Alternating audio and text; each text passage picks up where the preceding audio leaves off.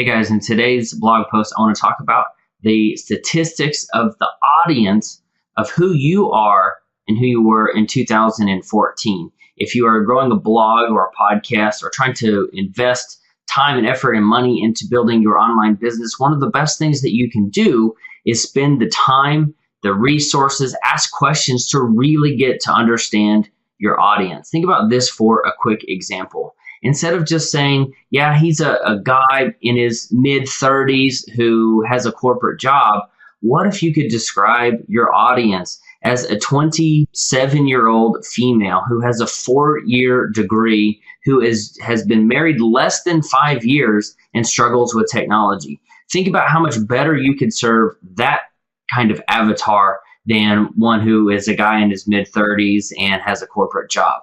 If you can really understand your audience, you can better serve them. The more you can serve them, the better that you can do. And if you are one of the people in my audience, thank you for being a part of my journey in 2014. Thank you for sharing your information with me. Thank you for sharing the articles with your friends and family. And I really am grateful to have you as part of my community. So what I'm going to do here is I'm just going to go through the SurveyMonkey results. Instead of just setting up a slide share or doing some screenshots, I thought, why not do a video to kick off 2015? So that's what we're going to do today. So let's go right in.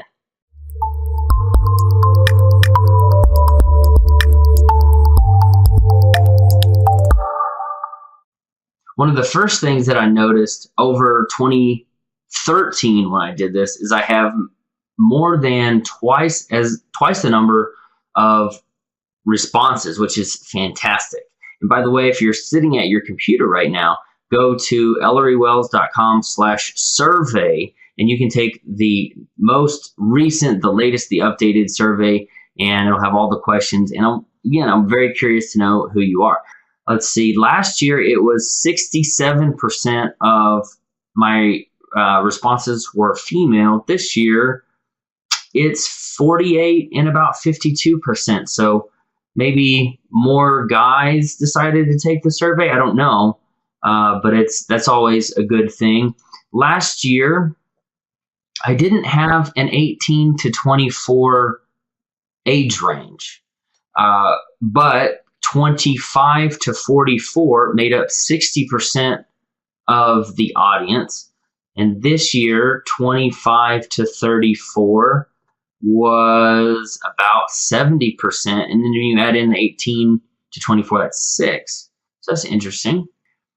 Let's see, what the highest level of school that you have completed. Almost 40% of you have earned a 4-year college degree. 21% have a graduate level degree, and we had a small percentage, some high school and no diploma. So maybe they're in that 18 to 24 range, or they just decided to do something a little bit different, which is just fine with me. How do you consume the content that I provide? Let's see. The most popular answers were, I read the blog at work on a computer. I know that from looking at Google Analytics that most people still read the website on a computer. And everything should be mobile optimized. So I don't know exactly why that's there, but it is.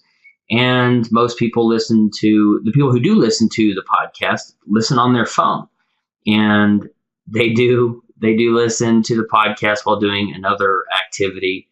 Let's see, the smallest number of people read the blog at home, and 15% of you listen to the podcast from my website. I do try to embed all of the audio and try to make that very easy. But there was another question here, and it says, if you do listen to the podcast while doing another activity, I'd love to know what that activity is. So people said, and I don't know any names, so if you did leave an answer to this, it's completely secret. But these are some of the responses. I listen to the podcast while cooking or folding laundry. I read the blog on my computer at home. I guess if there was another way. So I guess I didn't have that as an answer. Okay, that's fine.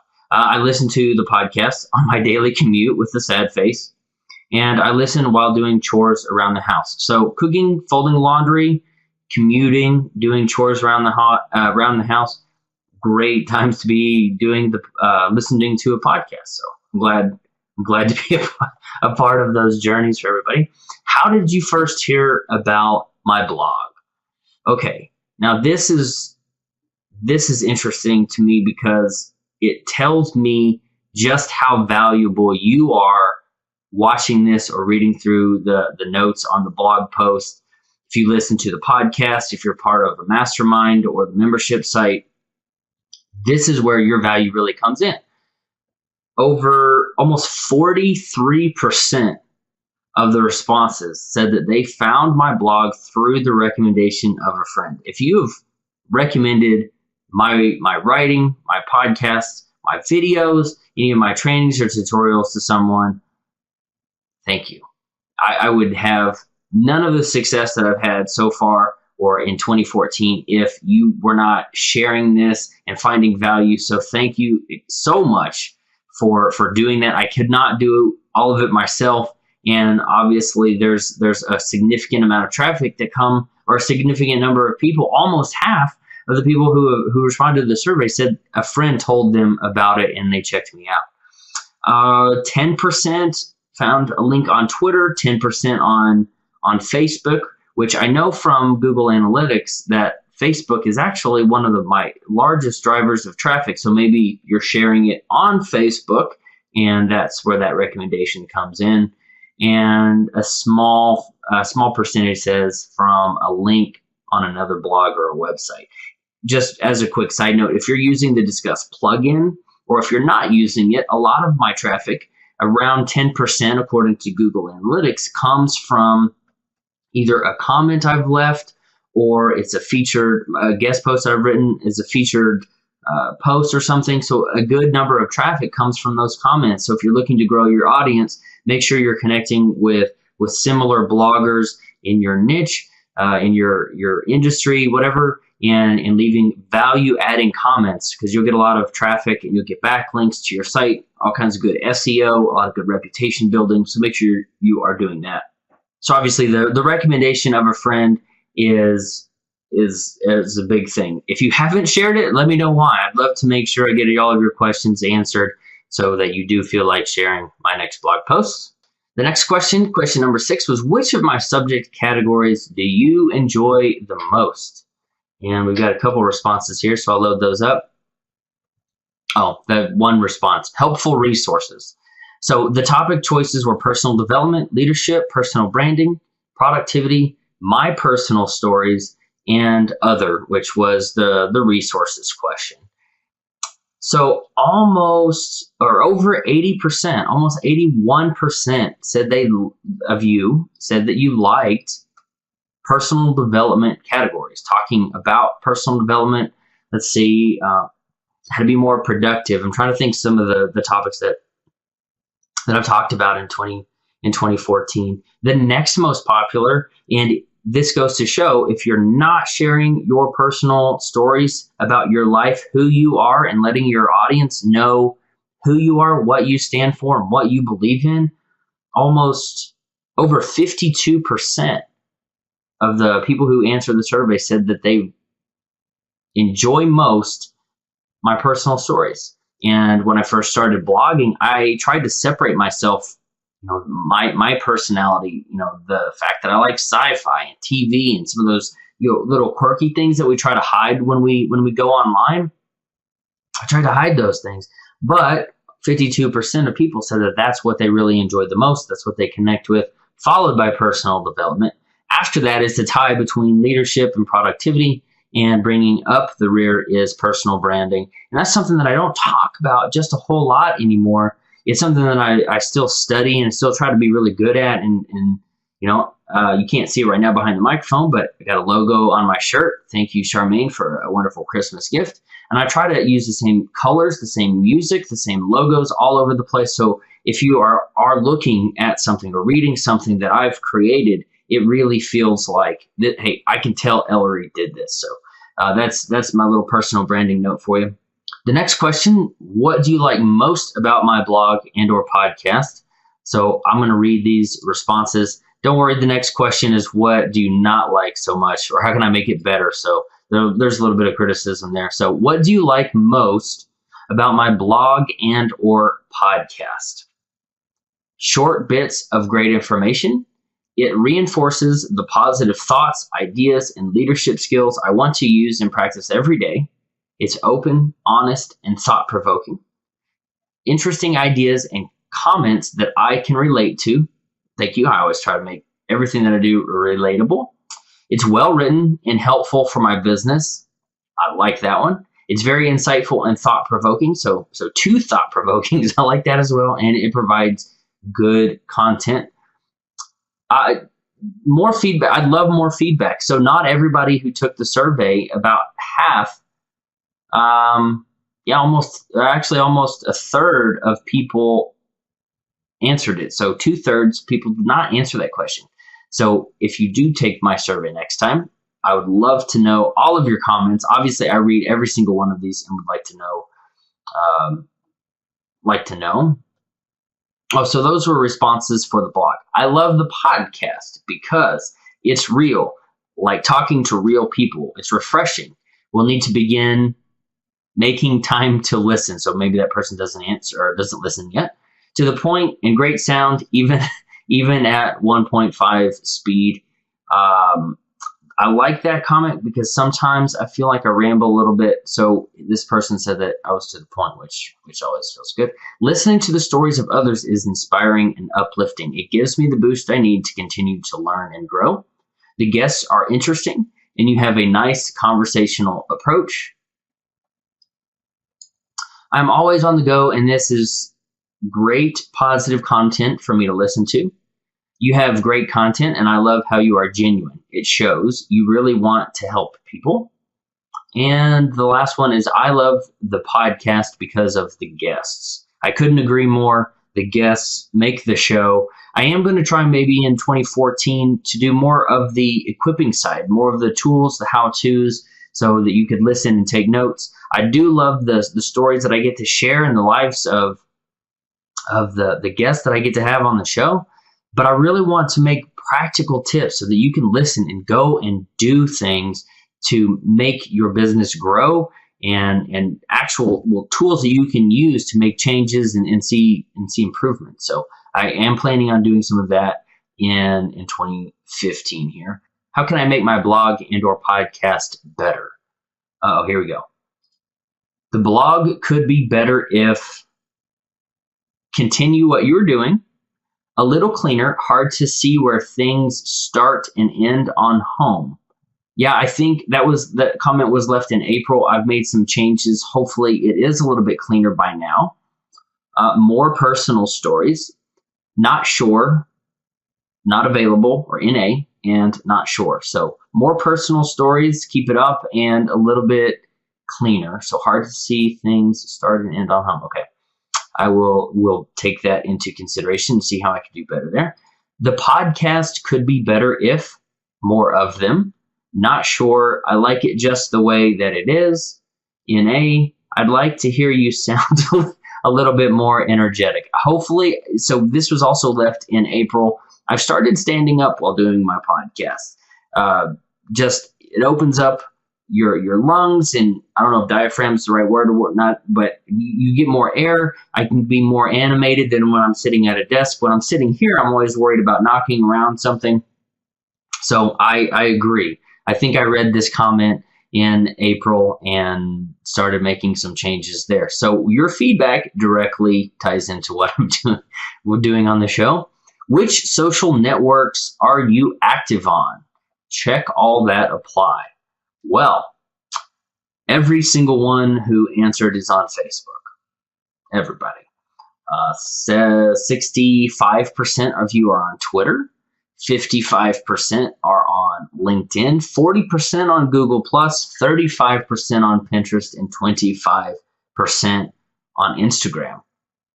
That's probably pretty typical. I think that's pretty close to national averages. Some of the statistics that I've read.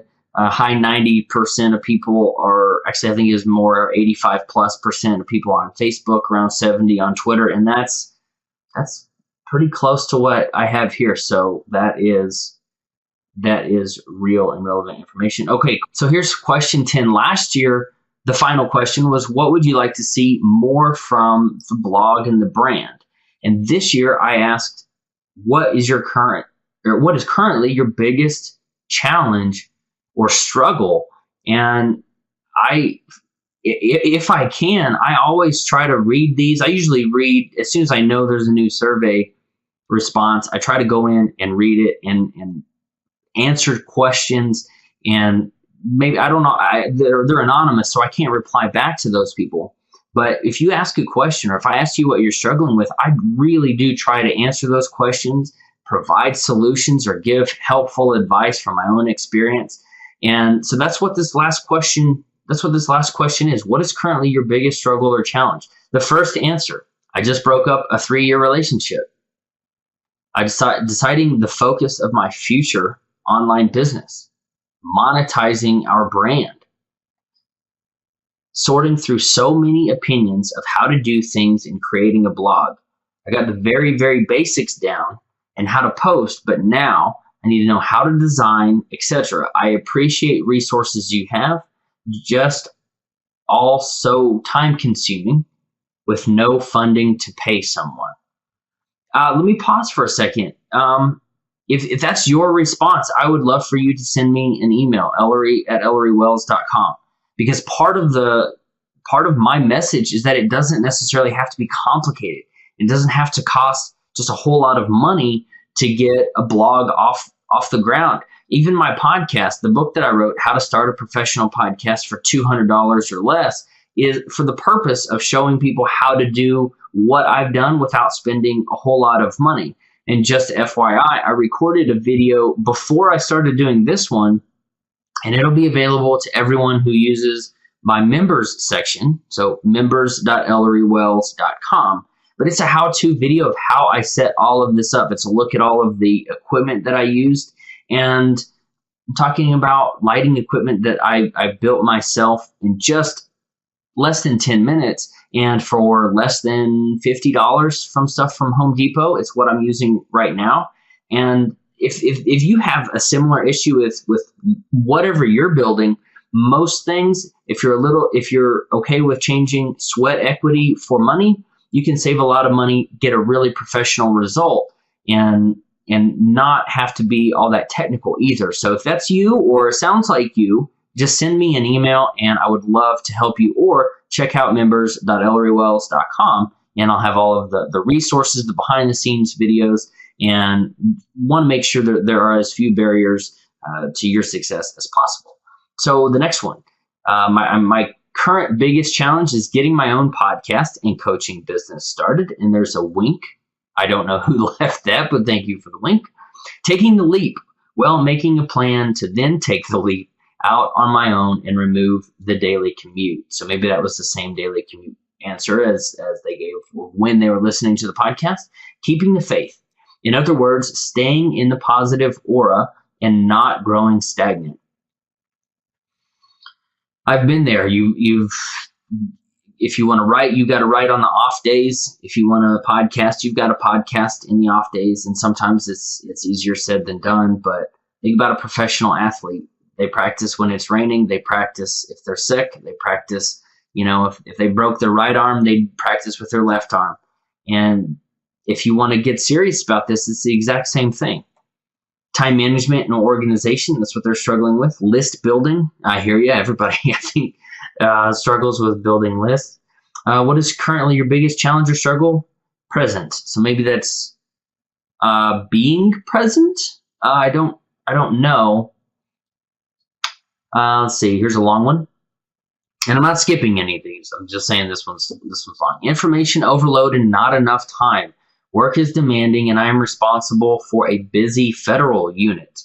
Very involved with church activities. Family takes priority. 4 to 7 hours of exercise per week. Doctor referred to me as an athlete, LOL. Get my news, weather info, and stay connected on the computer a little reading for entertainment before bed, not much time left. One of my coaching clients and I were talking about this just in the last week, and some things have to be cut. Whether you are Einstein, the president of the United States, or a 12-year-old kid and your only responsibility is brushing your teeth, we all have 24 hours in a day. We don't have any more, we don't have any less. And if you want to build an online business, or you want to start a podcast or a blog, or build better relationships, or start, hosting live events, you got to cut something. If you don't have any free time, if you look at your calendar and there's very little wasted time, something has to go. That's the hard truth of it. You're never going to have more than 24 hours in a day. Something has to go. But also, you need to plan and schedule your downtime. This coaching client and I were talking about, you don't run your engine in your car at the red line all the time. You'd burn out the engine. If you sprinted the whole time, you'd never finish the marathon. You have to pace yourself. Only schedule your calendar maybe 60, 70%.